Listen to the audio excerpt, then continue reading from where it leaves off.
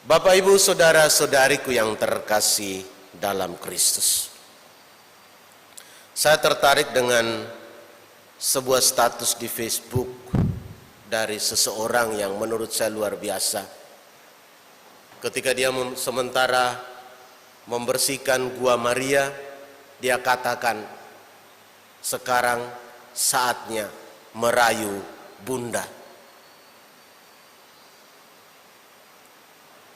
Bapak, Ibu, saudara-saudari, mungkin ini sebuah status yang kalau kita baca sekilas, kita tidak akan mengerti dan memahami. Tetapi kalau kita dalami maknanya, menurut saya ini sangat luar biasa. Maka hari ini saya memberi tema untuk renungan saya adalah misa adalah kesempatan merayu Tuhan Yesus. Bapak, Ibu, saudara-saudari, setiap kali kita datang misa, sebenarnya memang ada dalam tanda kutip kesempatan kepada kita untuk merayunya. Seberapa lihai kita merayunya, seberapa pintar kita merayu Tuhan, itu tergantung dari kedekatan emosional, kedekatan rasa. Dan apakah Tuhan juga merasakan ada kedekatan hati dengan kita?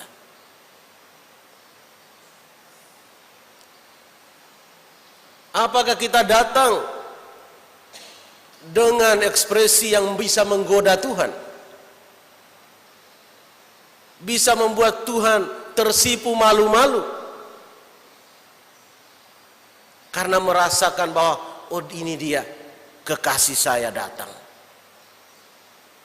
Oh, ini dia anak saya datang membawa cinta yang utuh untuk saya.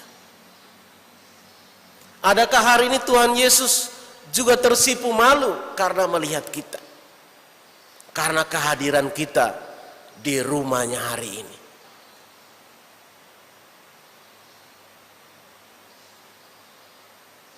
Adakah senyuman penuh cinta itu hari ini ada pada Tuhan Yesus? Dan bagaimana kelihayan kita, cara menggoda dia, cara merayu dia untuk menjawab kebutuhan-kebutuhan kita, untuk menjawab harapan-harapan kita, kerinduan-kerinduan kita. Ini yang diperlukan. Tuhan hari ini berkata kepada para murid yang dijumpainya dalam sebuah ruangan, damai sejahtera bagi kamu. Untuk bisa merayu dia, kita harus damai.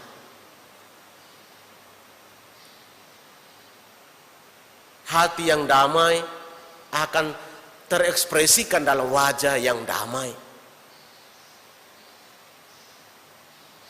Sebagaimana orang yang lagi pacaran, kalau dia melihat kekasihnya cemberut terus, tentu tidak menarik untuk dipandang. Yesus pun sama. Kalau kita datang ke rumahnya ini dengan wajah yang cemberut, tidak enak dipandang oleh Tuhan Yesus. Tetapi kalau kita datang dengan wajah yang penuh senyuman, saya yakin dia akan tergoda dengan rayuan kita. Dan kalau kita menyampaikan secara jujur kepadanya, mungkin lewat bisikan-bisikan, tidak harus berteriak, saya yakin telinganya akan sensitif mendengarkan.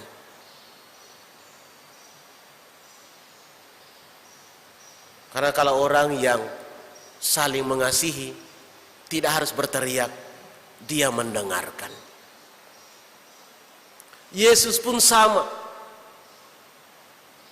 Kalau dia sudah membuka hatinya untuk kita, tidak perlu kita berteriak. Dia mendengarkan. telinganya terbuka untuk kita. Maka Bapak Ibu saudara-saudariku yang terkasih dalam Kristus, hari ini dibutuhkan strategi bagaimana kita bisa berhasil merayunya. Untuk bisa merayu Tuhan Yesus tentu tidak bisa sekedar sandiwara cinta. Tidak laku. Karena apa? Yesus tahu persis apa yang ada dalam hati kita.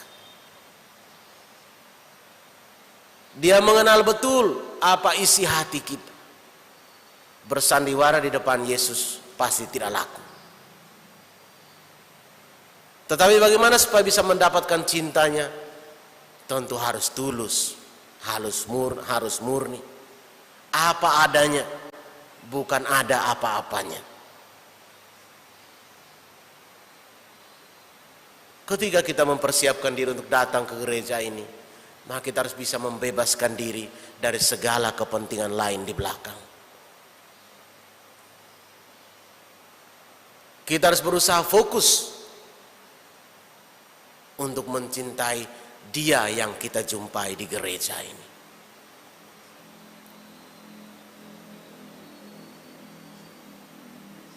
Atau mungkin kita seperti Thomas yang butuh untuk menaruh jari kita ke dalam lambung dan langsung memegang tangannya yang luka itu, baru kita percaya.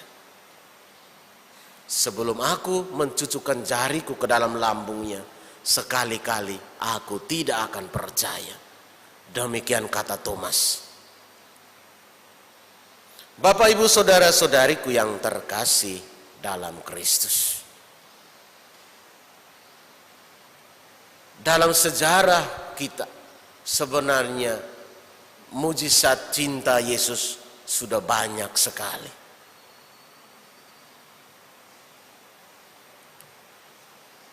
Tetapi seringkali kita mengambil posisi sebagai Thomas yang lain. Sebagai Thomas zaman ini. Kita maunya lihat langsung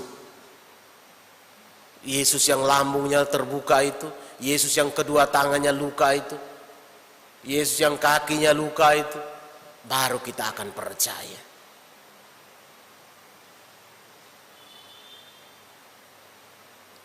Tetapi melalui mujizat-mujizat yang lain, napas kehidupan, kesehatan, rezeki yang cukup, keluarga yang bahagia, itu semua kita anggap bukan mujizat.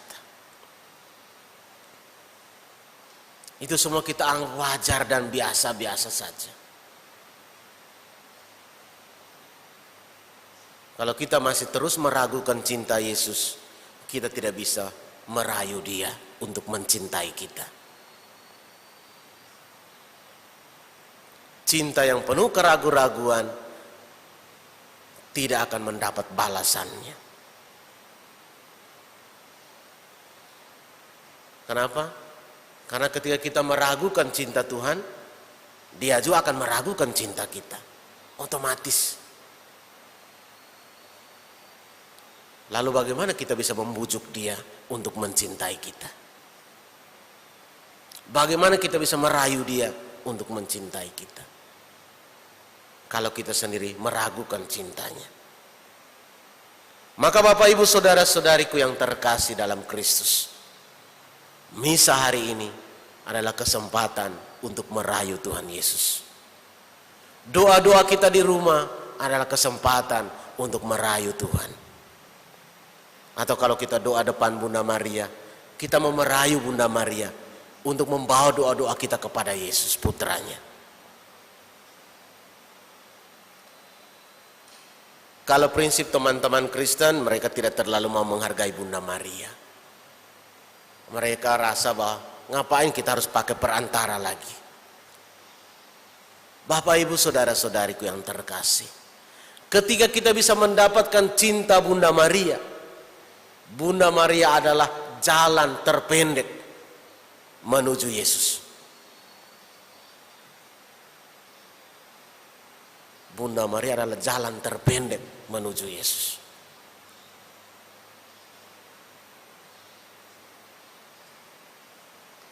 Kalau kita sendiri mau antar langsung kepada Yesus, terlalu berbelit-belit.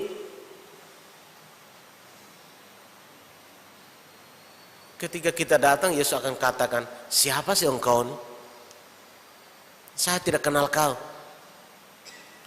Tetapi kalau kita bisa membujuk Bunda Maria, merayu Bunda Maria, dan kita kalau dapatkan cinta Bunda Maria, maka doa kita pasti akan langsung sampai kepada Yesus.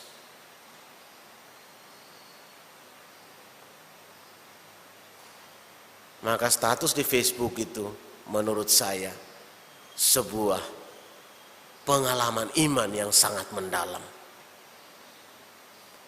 Saatnya merayu Bunda.